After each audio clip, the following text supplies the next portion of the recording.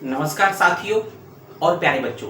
आज हम लोग बात करने वाले हैं उपमान प्रमाण के बारे में। उपमान प्रमाण जो कि पदार्थ विज्ञान के सेकंड चैप्टर का सेकंड पेपर के अंतर्गत आता है और लगभग लास्ट चैप्टर की तरफ हम लोग हैं। तो युक्ति प्रमाण के बाद हम लोग उपमान प्रमाण की बात करने वाले हैं। तो यहाँ देखेंगे जो शब्द उपमान है, तो उपमान शब्द की निरुक्ति के बारे में बात करेंगे या व्युत्पत्ति के बारे में बात करेंगे, डेरिवेशन के बारे में बात करेंगे। तो उपमान शब्द किससे बना हुआ है? उप प्लस मा प्लस ल्यूट, ल्यूट प्रत्यय है। तो ये है प्रत्यय, कौन सा प्रत्यय है? ल्यूट प्रत्यय, है ना।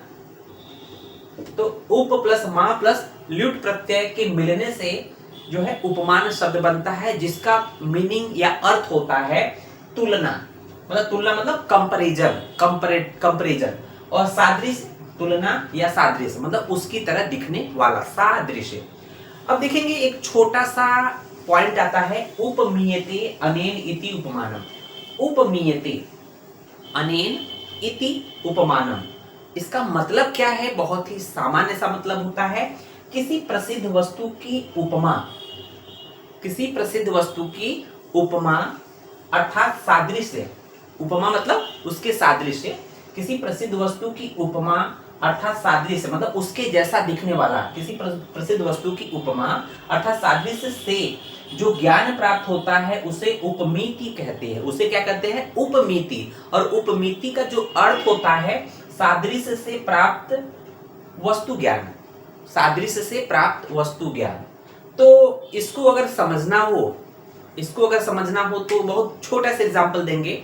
एग्जाम्पल यहाँ पर हम लोगों ने डैड लिखा है, आपको लिखना नहीं है।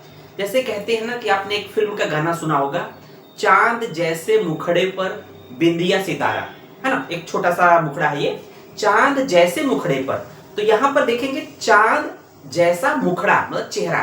तो एक तरफ चांद है, चंदा मामा है। तो चंदा मामा किसको? सभी को प्रिय होते हैं। तो जो जितना सुंदर चांद है जो हम लोग सोचते हैं, उसी की तरह चेहरे को तुलना किया गया है।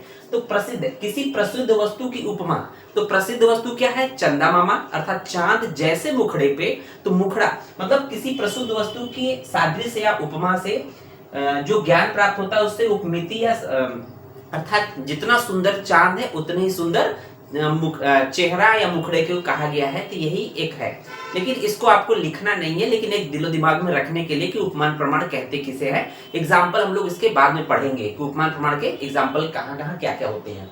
अब देखेंगे उपमान प्रमाण के लक्षण के बारे में बात करते हैं। तो उसके लक्षण क्या होते हैं? औपम्यम नाम यद अनेन अन्यस्य सादृश्य सम अधिकृत्य प्रकाशनम। तो यहां पर है चरक विमान स्थान के 8वें चैप्टर के श्लोक नंबर 42 42वां है। क्या बोला गया?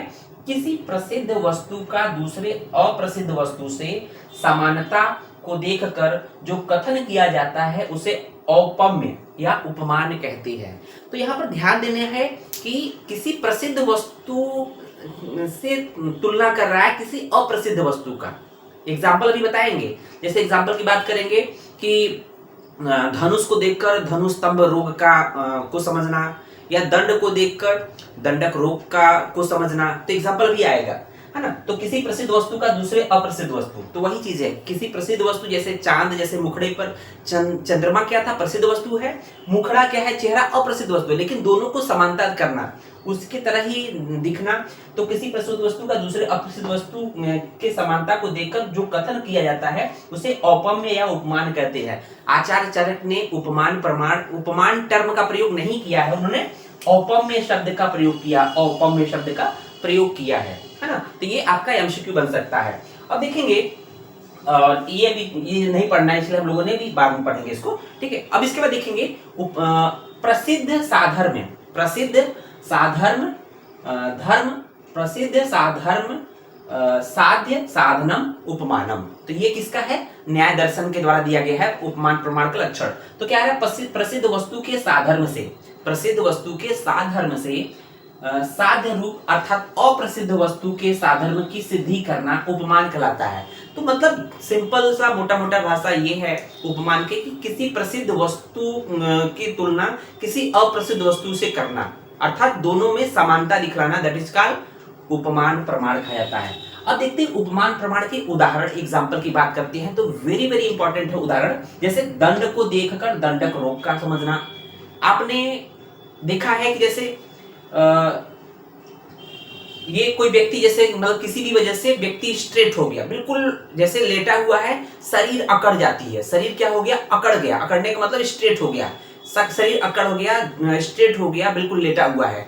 तो आपको लगेगा कि इस तरह का रोग को क्या कहेंगे, तो आपको ध्यान आएगा कि अच्छा डंडा जो होता है, दंड मतलब डंडा है ना, लाठी, लाठी भी तो इस तरह स्ट्रेट होती है, इसका मतलब दंड को देखकर दंडक रोग को समझना, ये उपमान प्रमाण है। तो यहाँ पर प्रसिद्ध वस्तु क्या है, प्रसिद्ध वस्तु डंडा है, प्रसिद्ध वस्तु क्या है, दंड है, और अप्रसिद्ध वस्तु क्या है, वो दंडक रोग है ना। तो इसको प्रसिद्ध वस्तु अर्थात दंड को देखकर अप्रसिद्ध वस्तु दंडक रोग को समझना। उसको देखेंगे धनुष को देखकर धनुस्तंभ रोग अर्थात टीटेनस को समझना। धनुस्तंभ रोग क्या होता है, टीटेनस। हमने देखा ना कि जब किसी जंग लगे, लोहे से कट पिट जाए तो कहते हैं ना कि टीटी का इंजेक्शन लगा दीजिए, नहीं भविष्य में टिटनेस रोग संभावना बनी रहती है। तो यहाँ पर धनुष क्या है, प्रसिद्ध वस्तु है ना।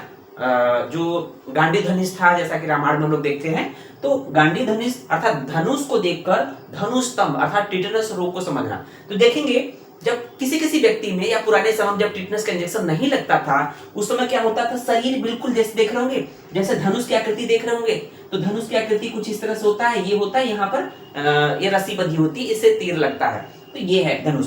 लेकिन देखेंगे जब व्यक्ति टिटनेस रोग होता है तो उसमें दो कंडीशन होती है, या तो ये देखेंगे बेस है, मान लीजिए बेड है, बिस्तर है ना, बेड है, तो शरीर या तो पीठ के बगल इस तरह से हो जाएगा, पेट ऊपर की तरफ रहेगा, इस तरह से हो जाएगा, मतलब ऊपर क्या है, पेट वाला पार्ट है, एंटीरियर एस्पेक्ट है, नीचे क्या है, पोस्टीरियर एस्पेक्ट है। तो पोस्टीरियर एस्पेक्ट बिल्कुल किस तरह से धनुष के समान हो गया, तो यहाँ पे देखेंगे इस तरह से हो गया, रस्सी वाला हो गया। तो इसको हम बोलते हैं ओपिस्थोटोनस। क्या बोलते हैं, ओपिस्थोटोनस बोलते हैं।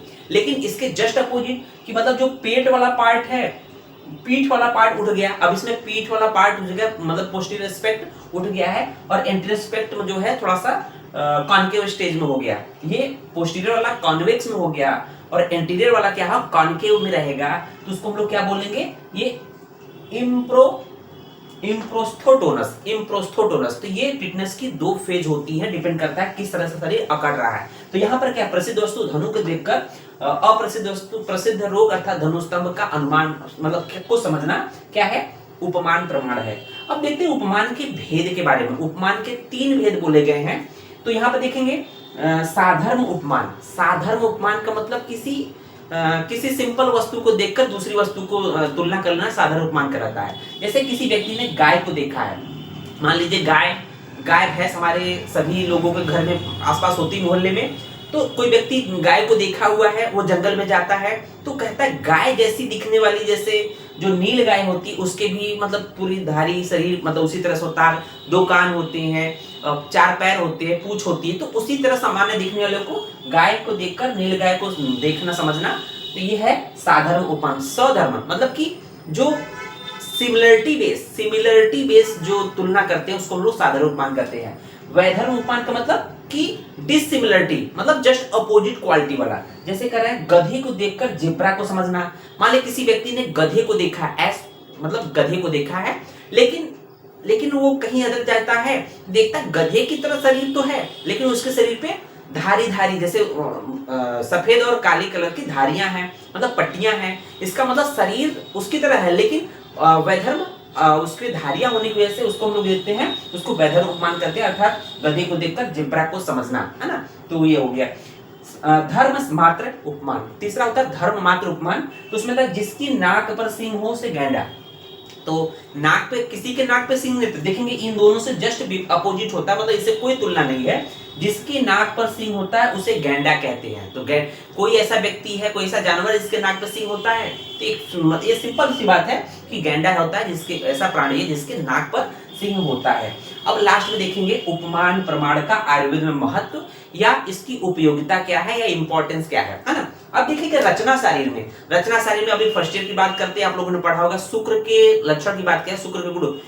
तो स्फटिकाभम हमने क्या पढ़ा था, स्फटिकाभम द्रवम स्निग्धम मधुर, इस तरह से बोला गया है। तो स्फटिक आभा, स्फटिक की तरह दिखने वाला शुक्र है ना, तो शुक्र जो होता है स्फटिक के समान बोला गया, स्फटिक आभा मतलब किसी प्रसिद्ध वस्तु से अप्रसिद्ध वस्तु के साथ समझना है ना। तो यही है ना, एक दूसरे से तुलना की गई है। दूसरा है कि गर्भाशय का जो आकृति है, गर्भाशय अर्थात यूट्रस की जो आकृति है रोहित मत्स्य आकृति बोले गए है। जो गर्भाशय अर्थात यूट्रस का जो शेप है वो रोहित मछली, रोहू मछली होती है उसके आकृति की बोली गई है। उसको देखेंगे हृदय को पुंडरीक समझना, तो हम लोगों ने हृदय को डिफाइन किया था पुंडरीकेण सदृशम हृदयम स्यात् अधोमुखम। आपने श्लोक पढ़ा होगा, अभी याद भी होगा, पुंडरीकेण सदृशम हृदयम स्यात् अधोमुखम था, अर्थात हृदय को पुंडरीक, पुंडरीक का मतलब क्या होता है, कमल की कली जो होती है उसके समान कहना, हृदय को पुंडरीक कहना समझना। और देखेंगे पांडु रोगी, अब देखेंगे अगर रोग निदान की बात करते हैं, डिजीज के बारे में बात करेंगे, पांडु रोगी का जो वर्ड होता है, पांडु रोगी मतलब जो एनीमिक रोगी होता है, जो एनीमिया से ग्रसित पेशेंट होता है, उसका जो वर्ड होता है केतकी पुष्प होता है उसके धूली पर। तो जो केतकी का पुष्प होता है उस पे जो धूल होता है, धूल का मतलब जो पॉलन ग्रेन होते हैं उस पुष्प पे, उसके समान होता है। तो आप जब सेकेंड प्रॉप में पांडु पढ़ेंगे तो पांडु के लक्षण में जो तुलना की गई, पांडु रोगी का जो वर्ड होता है केतकी पुष्प के धूली अर्थात पॉलन ग्रेन के समान होता है। और लास्ट में देखेंगे कि उसी का एग्जांपल हम लोग इंपॉर्टेंट देख रहे हैं कि आमवात जो रोगी होता, आमवात जो रोग होता है उसमें किस तरह की वेदना होती, पीड़ा होती है, वृश्चिक दंशवत वेदना होती है। तो आमवात के रोगी में वृश्चिक दंशवत, आमवात कहते किसे के हैं, तो आप इसको भी आगे पढ़ेंगे लेकिन समझना जरूरी है कि आमवात रूमेटॉइड आर्थराइटिस। देखेंगे ये जोड़ों का दर्द होता है, आप देखे होंगे अक्सर वृद्धावस्था में दादा को दादी को ये जोड़ों का दर्द होता है। तो आमवात मतलब आरे, रूमेटॉइड आर्थराइटिस बोलते हैं, उसमें जो वेदना होती है एकदम वृश्चिक दंशवत, वृश्चिक बोलते हैं स्कॉर्पियन, बिच्छू के काटने के समान पीड़ा होती है। तो यहाँ पर तुलना किया गया है एक दूसरे के, प्रसिद्ध वस्तु से अप्रसिद्ध वस्तु तुलना। तो यहाँ पर प्रसिद्ध वस्तु क्या है, वृश्चिक है, और अप्रसिद्ध आमवात है। तो इस तरह से हम लोगों ने उपमान प्रमाण को कोशिश किया कि समराइज्ड किया जाए। उम्मीद है वीडियो आपको पसंद आया होगा। धन्यवाद।